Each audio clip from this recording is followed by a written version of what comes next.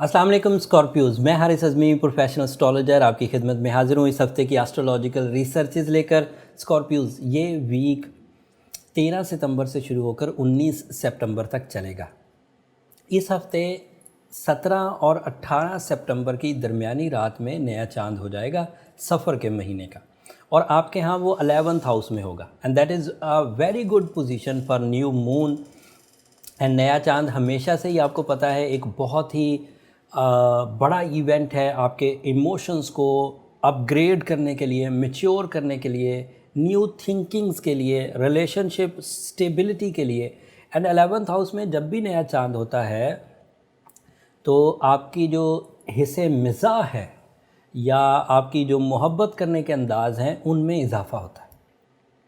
लेकिन ये सब बातें नए चांद के सफ़र की तभी आपको रास आएंगी अगर आप सफ़र के महीने से डरते नहीं हैं। तो बहुत सारे ऐसे लोग हैं मेरी नज़रों से गुज़रे अकायद के मुताबिक, वो सफ़र के महीने को मनहूस समझते हैं।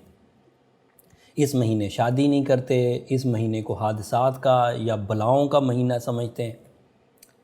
मैं अपनी पूरी तहकीक और एतमाद से कहता हूँ कि सफ़र का महीना मनहूस नहीं है। मैं रिसर्च कर चुका एज़ अ मुस्लिम भी, एज़ अ एस्ट्रोलॉजर भी। आपके अकायद को मैं छेड़ना नहीं चाहता। आपने जब अपना ये बिलीव बनाया होगा कि सफ़र का महीना मनहूस है तो ज़रूर कोई रिसर्च कर ली होगी आपने, या आपके कुछ एक्सपीरियंसेस होंगे। अगर आपने रिसर्च भी नहीं की और एक्सपीरियंस भी नहीं है तो फिर आप उसे मनहूस क्यों मानते हैं, इस बात की फिर मुझे समझ नहीं आती।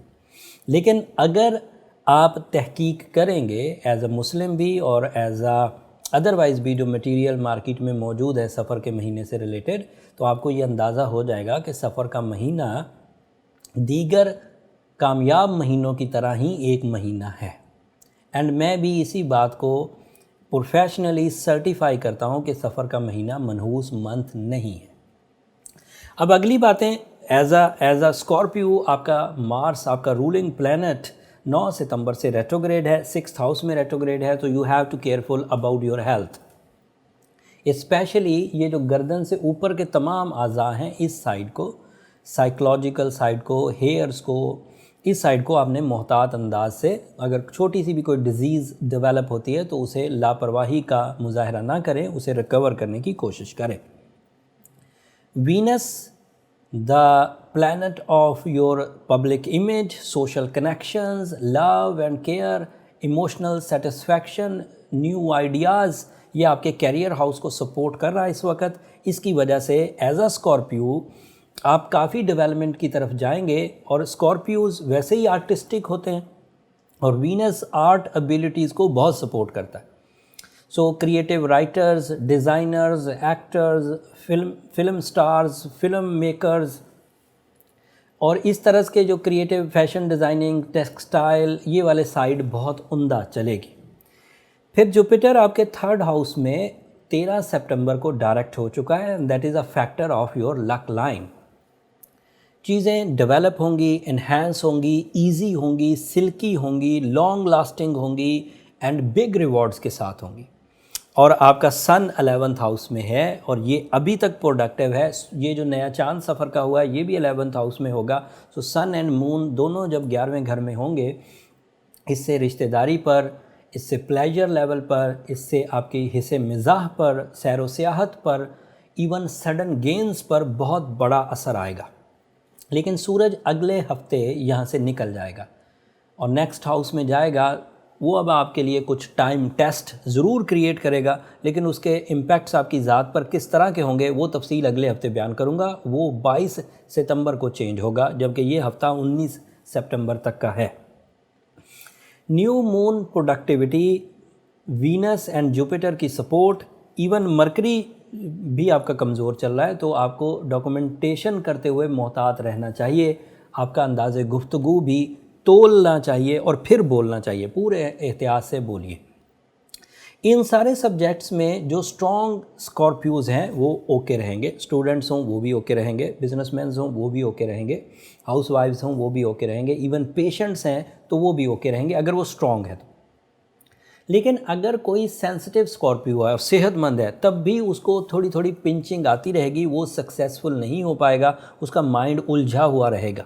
उसके लिए उसके पास दो तो बहुत अच्छी रेमेडीज़ हैं, एक सूरह शम्स की शक्ल में और एक सूरह यासीन की सेकंड लास्ट आयत की शक्ल में। और दूसरा, as a Scorpio opal is your birth stone. अगर fine quality opal, Australian, fire, water opal पहना जाए वाइट कलर में या ब्लैक में भी पहना जाए तो वो आपके लिए बहुत अच्छा है। बट अगर ओपल आप कंसीडर नहीं कर सकते तो उसकी रिप्लेसमेंट में रूबी भी पहन सकते, और सफ़ेद रंग का सदका देना भी आपके लिए मुफीद रहेगा। लेकिन अगर आपको ये पता ही नहीं चल रहा कि आप स्ट्रॉन्ग स्कॉर्पियो हैं या वीक स्कॉर्पियो हैं, मुसलसल नाकाम हुए जा रहे हैं और पता नहीं चल रहा, तो आपको अपनी पर्सनल कैलकुलेशंस, पर्सनल फाइंडिंग्स की तरफ जाना चाहिए। वो इनफैक्ट बर्थ चार्ट डायग्नोसिस का नाम है, जिसमें आपकी डेट ऑफ बर्थ, आपका टाइम, आपकी प्लेस ऑफ बर्थ चाहिए होता है। उसके लिए ये नंबर नीचे चलते रहते हैं, आप इन पर रब्ता करके अपनी पर्सनल डायग्नोसिस के लिए टाइम ले सकते हैं और ये चेक कर सकते हैं कि कौन सी स्किल्स पावरफुल थी at the time of birth and उसका ब्रॉटअप आपका अच्छा हुआ, और कौन सी स्किल्स सेंसिटिव थी, आपकी रिलेशंस क्यों डिले हो रहे हैं, आपके यहाँ अचीवमेंट्स या रिवॉर्ड्स क्यों कम होते हैं, आप अक्सर ही मुंतशिर या ज़हनी तौर पर डिप्रेस क्यों रहते हैं, वो सब चीज़ों का अंदाज़ा हो जाएगा और वो आपके लिए हेल्पफुल होगा to repair that weaknesses, to repair that issues. उम्मीद करता हूँ मेरी इन कम बातों को आप अच्छे अंदाज से समझ गए होंगे। अगले हफ्ते मज़ीद तफसील के साथ आपकी खिदमत में दोबारा हाजिर होऊंगा। तब तक के लिए इजाज़त दीजिए। जाते जाते मेरी दो दरख्वास्तें।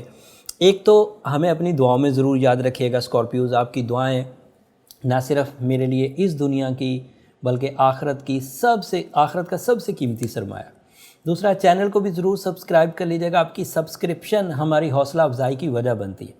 एंड स्कॉर्पियोज़ की तरफ से जो फीडबैक आता है वो बड़ा हेल्दी फीडबैक होता है। बहुत अच्छे अच्छे टॉपिक्स डिस्कस करते हैं स्कॉर्पियोज़, एंड कमेंट्स का जो इजहार है वो भी सबसे ज़्यादा स्कॉर्पियोज़ करते हैं। सो आई लव स्कॉर्पियोज़। उम्मीद है आपकी मोहब्बत इसी तरह जारी रहेगी। अगर आपकी मोहब्बत जारी रही तो हमारी रिसर्चेज भी आप तक इसी तरह पहुंचती रहेंगी। अगर अब अगले हफ्ते तक के लिए इजाज़त दीजिए। अल्लाह ने के बाद।